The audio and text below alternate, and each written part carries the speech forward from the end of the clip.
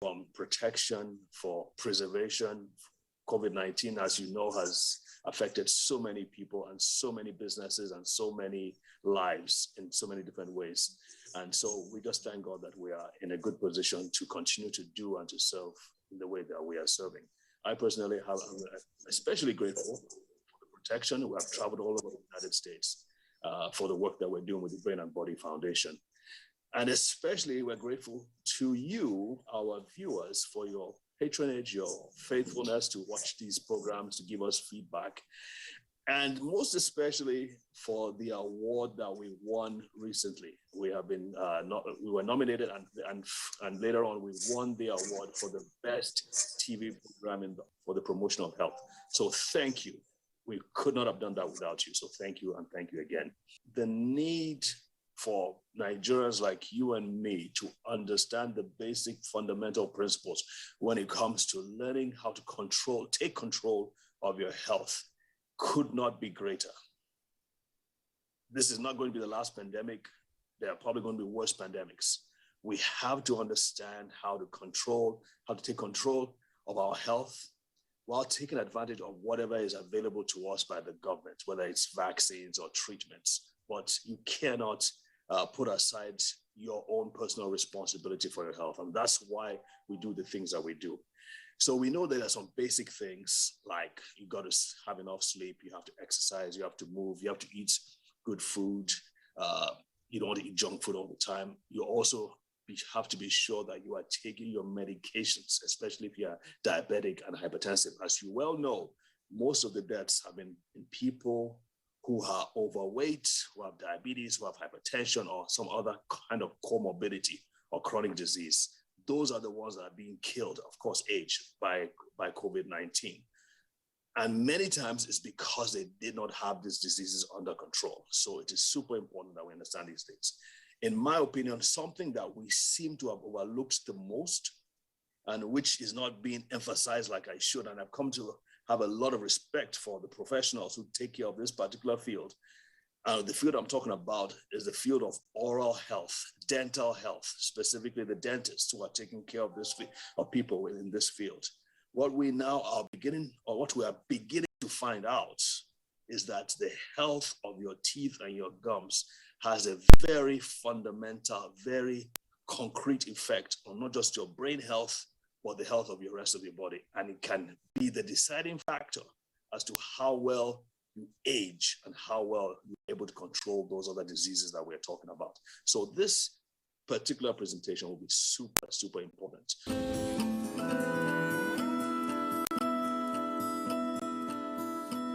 All right, welcome back, folks. I am with me on the show today is Dr. Dayo Oluwadara, who happens to be my former classmate from medical school. So we know ourselves all the way back to, we're aging out, we're dating ourselves now, but 1990. It was supposed to be 1989, but with all the strikes and all that. Anyway, we have been friends and classmates since 1990, and we went through all the trials and tribulations of medical school. He currently runs a thriving dental practice called Sheba Dental, based in Texas, and is planning on opening one in California. Dr. Dayo, welcome to the show, sir. Thank you, my friend Dayo.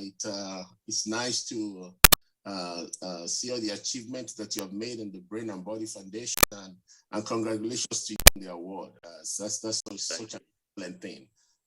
Thank you. Well done. Yeah. And it's nice to be on the show today. Thanks for having me. Yes, we've been working on this for a while, and we're really looking forward to what you have said. So it's interesting, folks, that we're both named Dayo, so we'll be going back and forth with Dayo. Just so you know. Okay, so tell us a little bit about your practice and what you do. I know you have a PhD in dental, along with your dental qualifications. So let's tell us a little bit about your focus on what you do at your practice. I care so much because of the care of the patient. The approach is to look at the patient, not just treating the mouth or the fat tissues, but looking at the patient as an holistic view. What's the impact of your oral health on your entire body? And coupled with my training in the doctoral degree in oral biology, oral cancer research, I kind of see a lot more that what the mouth, the impact of what happens in your mouth can actually reflect over your body. And research and documentation has shown that a lot. So in a nutshell, my entire goal is to look at my patient and be able to see and treat you beyond the mouth, kind of give you all the necessary oral medical advice that you need to take care of, not only of your mouth, but to take care of your entire systemic body as well. Fantastic, fantastic. And that is exactly what we're talking about, because why don't we start with the basics? Why is it important to have good oral hygiene from your experience and from your research, of course, from theory as well? Why is it so important? Let's start there. Oral hygiene, it's literally said your mouth is the mirror of the body. And right now, we're looking at the structures of your body, your teeth, your gums, your tissues, your tongue, the mucosa, and the saliva. Everything works together to create a milieu and an environment in which you need to take care of everything. Now, if you do not do, and you have infection accumulate over a period of time, it complicates not only your oral health, it can complicate your heart, it can complicate your brain, it can complicate your GI tissues, your stomach, and your entire body. And it has impact all over even general autoimmune disease that you can have. And research has shown the importance of the mouth and what we call the microflora, or the bacteria and the viruses that are resident in the mouth, what impact they can do all over your body if you neglect to take care of your mouth and oral tissues. Interesting. So it's not just about the teeth, but the gums and the saliva as well. That's interesting. I know we're going to talk about that some more. So now let's talk about some concrete examples. Patients, of course, you don't have to identify them, but in your practice, you've seen this person, you warned them, this person, he was not brushing his teeth regularly, he was not flossing regularly. And you probably were warning him and warning them and telling them to do this, and then eventually something happens. Do you have such cases like that we can point to and you can say what happens when you do not take care of the teeth? Yeah, no, there's several cases. I will start with what should be the norm, what should be the expected stuff. The American Association kind of advise that every individual should at least brush twice daily and at least 2 minutes per each session of your brushing. So whenever you brush, you at least maintain 2 minutes to be able to take care of the entire mouth, going through all the crevices to the back and everything, and make sure you clean. And at least you can do that twice daily. It also twice daily when you wake up and when you go to bed, or is there any specific after? Generally, it is suggested after breakfast, in the morning, and last thing before you go to bed. But again, we cannot kind of make a fastidious rule because we differ as individuals. The time that we eat, the time that we drink stuff, the entire goal is this. We don't want you to have food and sugar and stuff remaining lot in your mouth when you're going to bed. Your mouth should be free of all those food debris that bacteria and viruses can act upon over the night or over several hours, and can cause a lot of acidic changes in your mouth, or that can destroy your teeth or your gums. So essentially, the sense of brushing is to break away all those microbacteria and the impact which toxins that they produce can impact you and impact your oral health. So that's a standard. The second standard. Wait, hang on just a minute. So causing acidity in the teeth and the gums, why is that important? Why is that a problem? Because whenever you have too much acidic environment, it destroys your gums and it makes you to have tendencies to have cavities on your teeth. So you have a lot of decalcifications that goes on due to the acid, and from there you begin to have holes on your teeth, and you begin to have gum irritations, accumulation of other bacteria and viruses to grow, and then you begin to have gum problems, gum bleeding that leaves literally from the gum alone and goes to the entire supporting tissues, what we call the periodontium, and you have what we call periodontitis.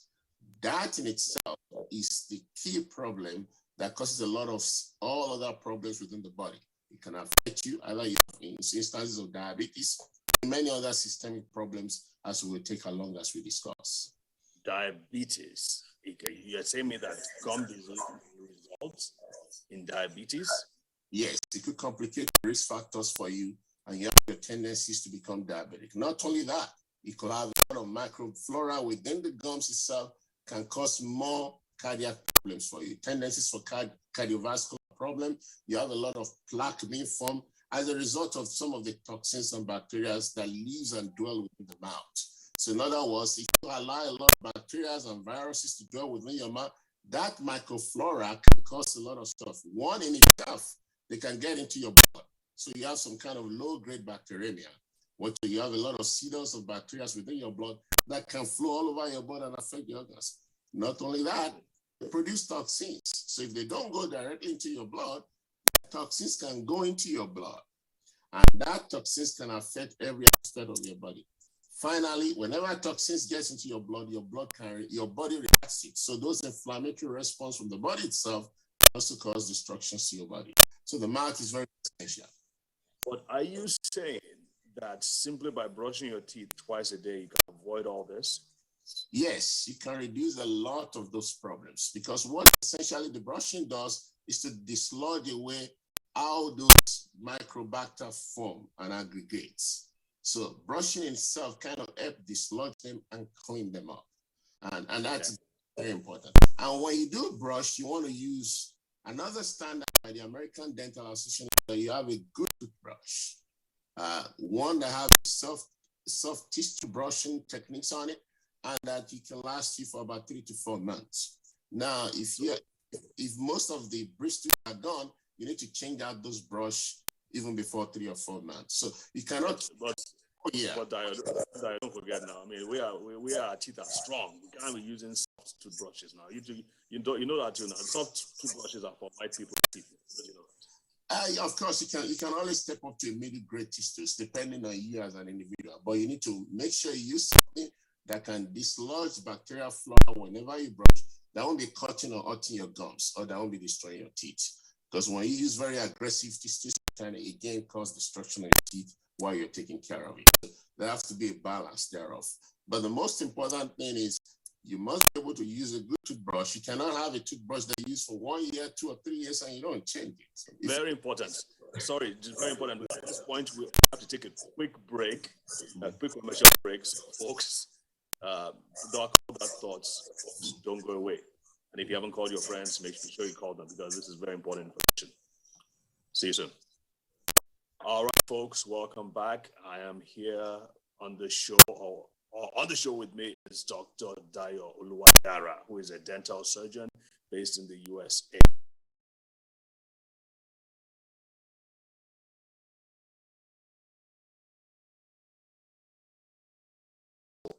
Dr. D, back to you. We're going to talk about the importance of keeping the toothbrush itself clean and putting it in a good environment. Go.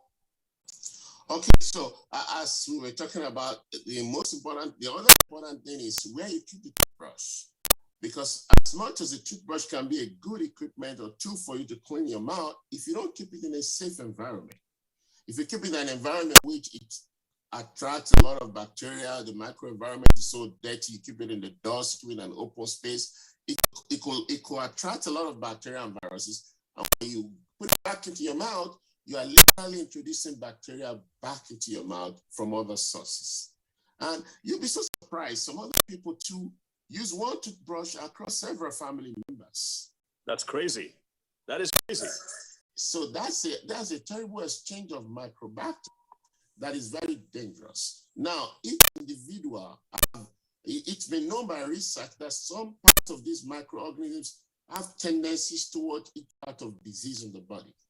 Some of them have a tendency to cause rheumatoid arthritis. Some of them have a tendency to come amyloid, leading to accumulation of amyloid tangles in the brain, so that you can have Alzheimer's disease. So there are little specific areas like that. This has to do with genetic constituent of each individual. Now, the data is this. You have somebody that has microbiota that's more favorable towards cardiac problem, cardiovascular or heart problem.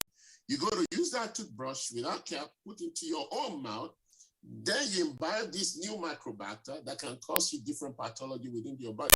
So while the use of a toothbrush could be a very good thing, if it's not properly kept, not a good microenvironment, or multiple people are using the same toothbrush, then that runs the risk of spreading a cross of diseases, not only within the mouth, but across the entire systemic spectrum. Do you see this in the US as well, people using the same toothbrush? I don't have a research to support it, but I know that people are a little careless enough to do all kind of things that are not helping their health generally.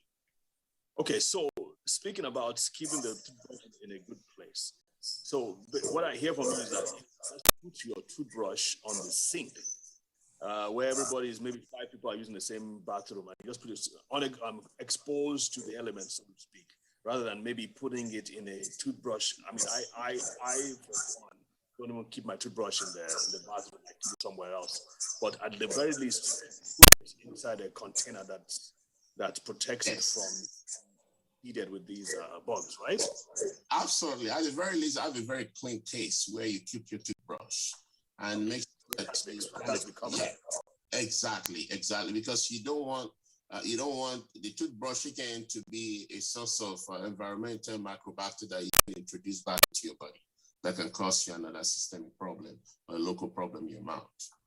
So what I'm hearing from you is that if a bacterium or virus or any other bug gets into your mouth, either through your teeth or through the bad foods that you've eaten and the debris that's stuck in your mouth and it becomes acidic and infested and all that, somehow it enters into the gum and into the bloodstream and it gets to the heart and can cause different kinds of diseases based on the particular bug that we're talking about.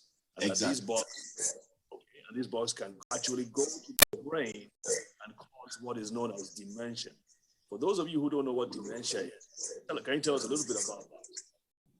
Now, dementia is when you begin to lose your tendencies to, it's a spectrum in which they call it Alzheimer's. You begin to lose tendency for you to remember, memory loss. And the pathophysiology is based on what we call accumulation of some kind of tau protein within the brain, specific areas of the brain.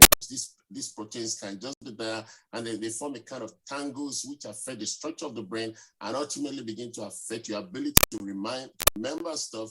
And down the road, it begins to affect many other functions of your body. Now, there's a particular bacteria within the gums that produces what we call gingipain.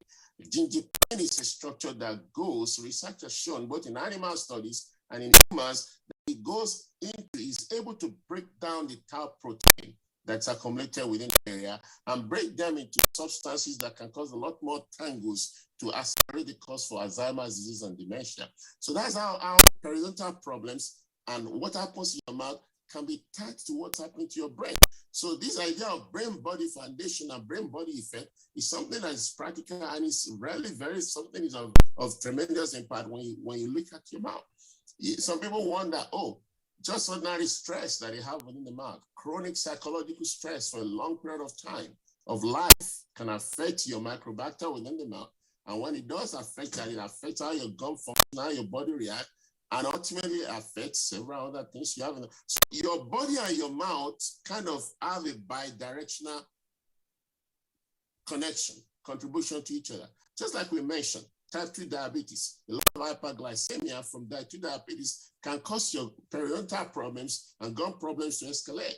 So while diabetes is happening within your body, it can cause you a lot more periodontal gum problems within your mouth. If you take a tooth out, you may not heal so quickly. Then you get more infections because you don't heal so quickly. And you have to be on antibiotics. And so all of this stuff kind of work together that this basic care of the mouth, of the oral tissues, is a vital role on the entire body altogether. We have a few more minutes now. I don't want us to end this segment or this session without talking about the other things that dentists in the US emphasize. Like they talk about, you have to come 6 months. Every 6 months you have to come for cleaning, and you have to scrub your floss your teeth. In fact, some say you have to use the pickaxe or whatever, the pick floss, the high pressure water thing that they use. But they say floss is not good again. You have to use this. And I hear that. And it's like, wait, we have to do all this? So let's address that quickly. Now, evidence has shown that flossing does work. evidence-based dentistry has given us lots of accumulated data that flossing does work. One, now the literal aspect of flossing is just to use the little stripe of strength. You go it once a day, just once a day is just enough. That's what's recommended by the American Dental Association. Once a day is okay. You go in between each teeth. What it does is manually takes away debris that are stuck between the gums and the teeth. It dislodges microbacter. It dislodges bacteria. It gives you accessibility to be able to brush them all away. And it prevents things lodging with your gums in between your teeth. Essentially, it allows for more cleaning tendencies. Now, there's a little more technology other than the little floss stripe that you run into your mouth. There's now what we call water floss. People can just use water going all through it. Evidence that shows all of them works, but now it depends on your choice and what you can afford, because pricing all differs in terms of but basic old type flossing tendencies and type are still very cheap out there. It's something that should be encouraged. In addition to twice brushing a day, flossing once a day is highly recommended just to keep microbacter away. The microbacter looks so small, but they could cause a lot of pathology for the individual, particularly depending on your immune status. Fantastic. And then 6 months. Yes, it's a good culture that most people in the United States keep. I would say most in relative to the Nigerian environment. But in terms of even the statistics in the United States, still many people still need to go to see dentists more. But with relative to Nigeria, a lot more people go to see dentists in the United States than in Nigeria. They keep their 6-month appointment. They go for that recall. And what do you do in a recall? The recall is for them to kind of do a checkup on you. You might need 1 or 2 X-rays. They check upon your gums, check upon your tissues, check upon the soft tissues, check upon the hard tissues, the teeth, and make sure that you're good. They also correlate what's happening in your mouth with your entire systemic body. When you go to a very standard dentist in the United States, you're going to take your medical history, run everything going in your medical situation, either in your heart, in your body, your blood pressure, renal problem, systemic problem, hormonal problem. They balance everything based on what they're seeing in your mouth. And they evaluate you based on that every 6 months, and they make appropriate recommendations. Basic recommendations will just be cleaning. Most of them are covered by insurance. Most of those 6 months cleanings are covered by the insurance, particularly when it's just basic cleaning. There are occasions in which people need what we call a deeper cleaning, what we call scaling and polishing. That's also covered by insurance to some extent, but it's a good culture most people in the United States have adopted, and it does help. Because when you come in a 6-month period, we can know what's going on in soft tissues. They can take care of the gums, get all the tatters, the plaque, and the calculus out of them, evaluate with X-rays when there's a need to get something done, and check in your mouth even if there are any features that can cause any tendencies for cancer or anything down the road that can cause a big problem. So it's a 6-month recall that is done most people in the United States compared to Nigeria is something that we should adopt in the Nigerian communities. There's several dentists out there in Nigeria that are great, and I hope we Nigerians can take care of that opportunity. Fantastic. Well said. So there's so much more we have to unpack, but at this, we've run out of time. So I'm going to say, just do a quick recap, folks. The bottom line here is that you've got to take the health of your teeth, your oral health, more importantly than you are. I would say that's true for 90% of people. So please, first and foremost, brush your teeth regularly. I'm assuming general toothpastes are good. Is there any particular kind that we should avoid, Doc? Any toothpaste that is endorsed by the American Dental Association and by the Nigerian Dental Association is acceptable. These are highly professional body that make decisions based on science. So anything endorsed by the American Dental Association or the Nigerian Dental Association is acceptable by the population. I think it's something that people should go to the market and pick up. Okay, folks, you've heard that. Brush your teeth twice a day, folks. If you're going to brush your teeth once, then you brush it at night. Yes, bros? Yes, Doc?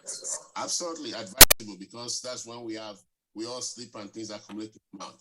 Brush at night, floss, and go for a recall every 6 months. They look basic, but they prevent a lot of problems. Absolutely. All right, so we have to wrap it up right now. Thank you, Dio, for being on us, for educating us today.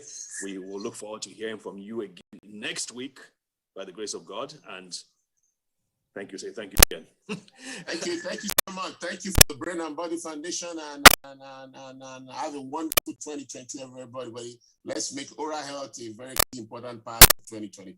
Have a wonderful one. God bless you. Absolutely. Folks, see you next week. Remember, you can always watch these videos on the NTA website, the NTA YouTube website, and on our website as well, Brain and Body Foundation. In the meantime, take care. Stay safe, stay strong. God bless. Bye-bye.